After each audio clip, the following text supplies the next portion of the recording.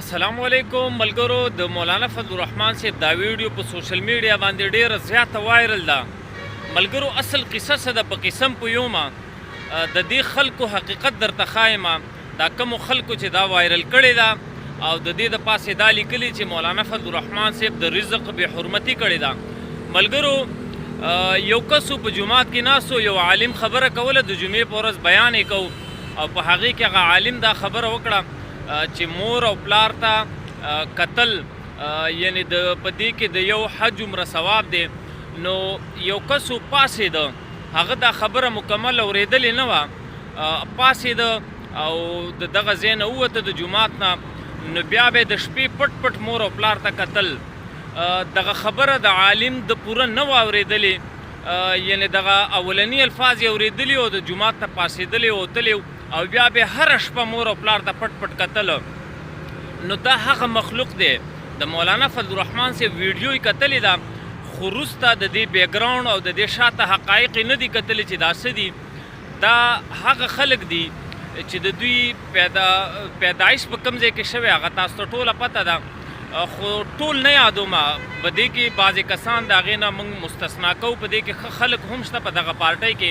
خو د دوی اکثریت چې کوم دی هغه د ډي چوک پیداوار دی بله دا عمل څنګه دی دا ښه دی او که بد دی نو لاړ شي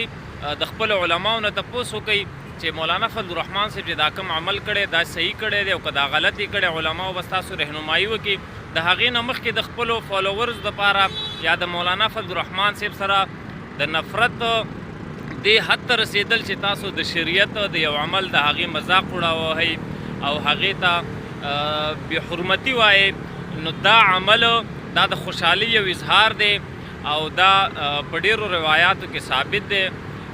نو ملګرو شریعت چې کوم دی بعضې داسې ډېر داسې کارونه چې هغه په ظاهره باندې موږ ته د شریعت خلاف کاري زموږ عقل وایي چې دا د شریعت خلاف دي خو هغه په شریعت کې ثابت وي او شریعت چې کوم دی دا په عقل نه دی راغلی دا په نقل راغلی څه چې په شریعت کې راغلي هغه به موږ منو زموږ عقل یې مني او که نه مني نو دغه ملګرو ته خاص دا دی درخواست دا دی چې خدای او رسول ته وګورئ تر کومه پورې به موږ تاسو ته دغه دین ښایو اسلام به درته ښایو یو کار هم نه دی ظالمانو دا هغه خلک دي دا وګورئ په دې سکرین به تاسو ته ښکاري